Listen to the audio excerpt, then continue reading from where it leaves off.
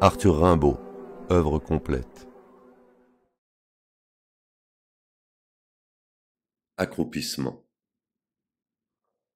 Bien tard, quand il se sent l'estomac écœuré, le frère Milotus, un œil à la lucarne, d'où le soleil, clair comme un chaudron récuré, lui darde une migraine et fait son regard d'arne, déplace dans les draps son ventre de curé.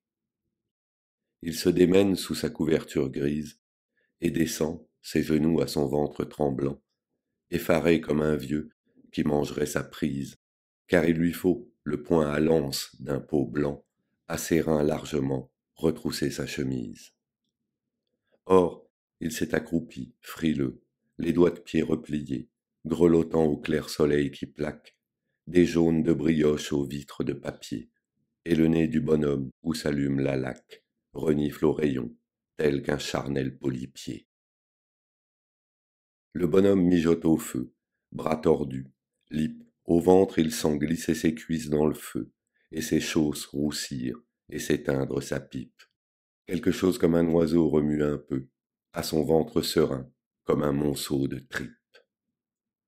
Autour dort un fouillis de meubles abrutis, dans des haillons de crasse et sur de sales ventres. Des escabeaux, crapauds étranges sont blottis, au coin noir, des buffets ont des gueules de chantre, qu'entr'ouvre un sommeil plein d'horribles appétits. L'écœurante chaleur gorge la chambre étroite. Le cerveau du bonhomme est bourré de chiffons. Il écoute les poils pousser dans sa peau moite, et parfois, en hoquet fort gravement bouffon, s'échappe, secouant son escabeau qui boite. Et le soir, aux rayons de lune qui lui font, au contour du cul des bavures de lumière, une ombre avec détail s'accroupit sur un fond de neige rose ainsi qu'une rose trémière. Fantasque, un nez poursuit Vénus au ciel profond.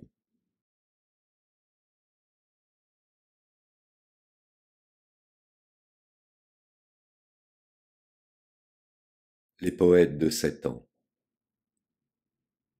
Et la mère, fermant le livre du devoir, s'en allait satisfaite et très fière, sans voir. Dans les yeux bleus et sous le front plein d'éminence, l'âme de son enfant livrée aux répugnances. Tout le jour il suait d'obéissance, très intelligent, pourtant des tiques noires quelques traits semblaient prouver en lui d'âcres hypocrisies, dans l'ombre des couloirs aux tentures moisies. En passant, il tirait la langue, les 2 poings à l'aine, et dans ses yeux fermés voyait des points. Une porte s'ouvrait sur le soir. À la lampe, on le voyait là-haut, qui râlait sur la rampe, sous un golfe de jour pendant du toit. L'été surtout, vaincu, stupide, il était entêté, à se renfermer dans la fraîcheur des latrines. Il pensait là, tranquille, et livrant ses narines, quand, lavé des odeurs du jour, le jardinet, derrière la maison, en hiver, s'illuminait. Gisant au pied d'un mur enterré dans la marne, et pour des visions écrasant son œil d'arne. Il écoutait grouiller les galeux espaliers, pitié, ses enfants seuls étaient ses familiers, qui, chétifs, front nu, œil déteignant sur la joue, cachant de maigres doigts jaunes et noirs de boue, sous des habits puant la foire et tout vieillot, conversaient avec la douceur des idiots. Et si, l'ayant surpris à des pitiés immondes, sa mère s'effrayait, les tendresses profondes de l'enfant se jetaient sur cet étonnement. C'était bon.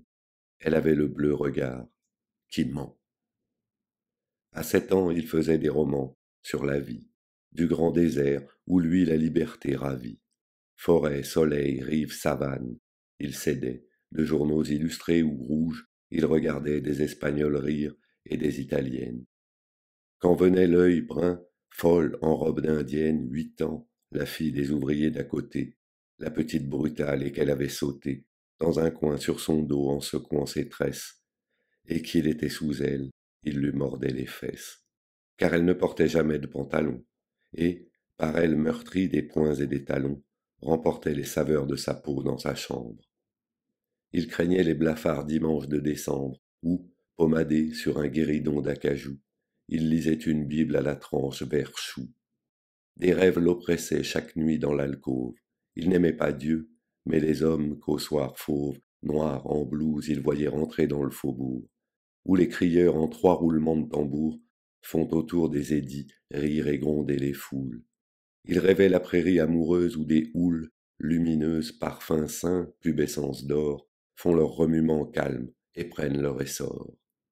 Et comme il savourait surtout les sombres choses, quand, dans la chambre nue aux persiennes closes, haute et bleue, âcrement prise d'humidité, il lisait son roman sans cesse médité, plein de lourds ciels ocreux et de forêts noyées, de fleurs de chair au bois sidéral déployé, vertige, écroulement, déroutes et pitié, tandis que se faisait la rumeur du quartier, en bas, seul et couché sur des pièces de toile, écru, et pressentant violemment la voile. 26 mai 1871. L'orgie parisienne, où Paris se repeuple. Ô lâche, la voilà, dégorgée dans les gares, le soleil essuya de ses poumons ardents les boulevards qu'un soir comblèrent les barbares. Voilà la cité sainte assise à l'Occident. Allez, on préviendra les reflux d'incendie. Voilà les quais, voilà les boulevards, voilà les maisons sur l'azur léger qui s'irradie, et qu'un soir la rougeur des bombes étoila. Cachez les palais morts dans des niches de planches. L'ancien jour effaré rafraîchit vos regards.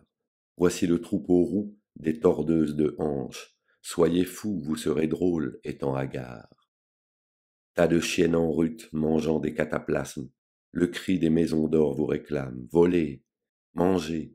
Voici la nuit de joie au profond spasme qui descend dans la rue. Ô buveurs désolés, buvez, quand la lumière arrive intense et folle, fouillant à vos côtés les luxes ruisselants. Vous n'allez pas baver sans geste, sans parole, dans vos verres les yeux perdus au lointain blanc. Avalez pour la reine aux fesses cascadantes, écoutez l'action des stupides hoquets, déchirants, écoutez sauter aux nuits ardentes les idiots râleux, vieillards, pantins, laquais. Au cœur de saleté, bouches épouvantables, fonctionnez plus fort, bouches de puanteur, un vin pour ces torpeurs ignobles sur ces tables, vos ventres sont fondus de honte, ô vainqueurs. Ouvrez vos narines aux superbes nausées, trempez de poison fort les cordes de vos coups, sur vos nuques d'enfants baissant ses mains croisées, le poète vous dit, ô lâches, soyez fous. Parce que vous fouillez le ventre de la femme, vous craignez d'elle encore une convulsion, qui crie asphyxiant, votre niché infâme, sur sa poitrine, en une horrible pression. Syphilitique, fou, roi, pantin, ventriloque, qu'est-ce que ça peut faire à la putain Paris? Vos âmes et vos corps, vos poisons et vos loques. Elle se secouera de vous, hargneux pourri. Et quand vous serez bas, geignant sur vos entrailles, les flancs morts, réclamant votre argent, éperdus, la rouge courtisane au sein gros de bataille, loin de votre stupeur tordra ses poings ardus. Quand tes pieds ont dansé si fort dans les colères, Paris, quand tu reçus tant de coups de couteau, quand tu gis retenant dans tes prunelles claires un peu de la bonté du fauve renouveau. Ô cité douloureuse, ô cité quasi morte, la tête et les deux seins jetés vers l'avenir, ouvrant sur ta pâleur ces milliards de portes, cité que le passé sombre pourrait bénir. Corps remagnétisé pour les énormes peines, tu rebois donc la vie effroyable, tu sens sourdre le flux des vers livides dans tes veines, et sur ton clair amour rôder les doigts glaçants. Et ce n'est pas mauvais, les vers livides, ne gêneront pas plus ton souffle de progrès que les Strix n'éteignaient l'œil des cariatides, où des pleurs d'or astral tombaient des bleus degrés. Quoique ce soit affreux de te revoir couverte ainsi, quoiqu'on n'ait jamais fait d'une cité ulcère plus puant à la nature verte, le poète te dit, splendide est ta beauté. L'orage t'a sacré suprême poésie, l'immense remuement des forces te secourt, ton œuvre bout la mort gronde si t'es choisi. Amasse les strideurs au cœur du clairon sourd. Le poète prendra le sanglot des infâmes, la haine des forçats, la clameur des maudits, et ses rayons d'amour flagelleront les femmes, ses strophes bondiront, voilà, voilà, bandit.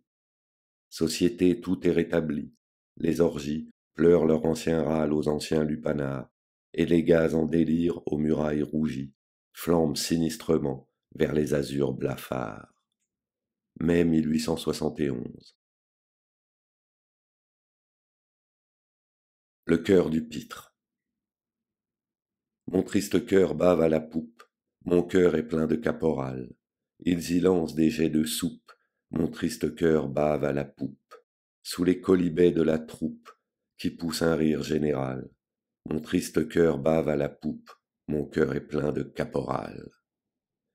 Ityphalique et pioupiesque, leurs insultes l'ont dépravé. À la vesprée, ils font des fresques. Ityphalique et pioupiesque, au flot, abracadabrantesque, prenez mon cœur, qu'il soit sauvé. Ityphalique et pioupiesque, leurs insultes l'ont dépravé. Quand ils auront tari leur chic, comment agir au cœur volé? Ce seront des refrains bachiques, quand ils auront tari leur chic. J'aurai des sursauts stomachiques, si mon cœur triste est ravalé. Quand ils auront tari leur chic, comment agir au cœur volé? Mai 1871.